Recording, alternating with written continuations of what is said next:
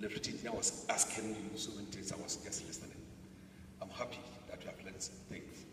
You're going to mark your exams and then we declare the results. Like I've told you already, those people who pass will get the certificate for the past exam. And those who fail give you a certificate of participation.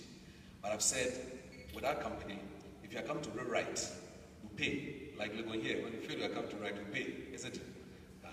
So, but you is free. Thank you. Yes.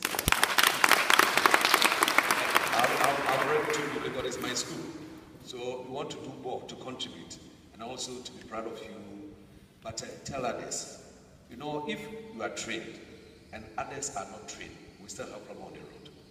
Yeah. The thing is holistic, but we thank God. The Bank of Ghana, the World Bank, Danida, and then the government of Ghana has also, through your own prayers, have given us a huge project that we are training over 40,000 commercial restaurants in Ghana, starting next month.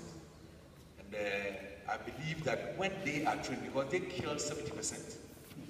You see, we said the ratio, the statistics of people who are killed annually is 2,600. Every year, we kill an average of 2,600.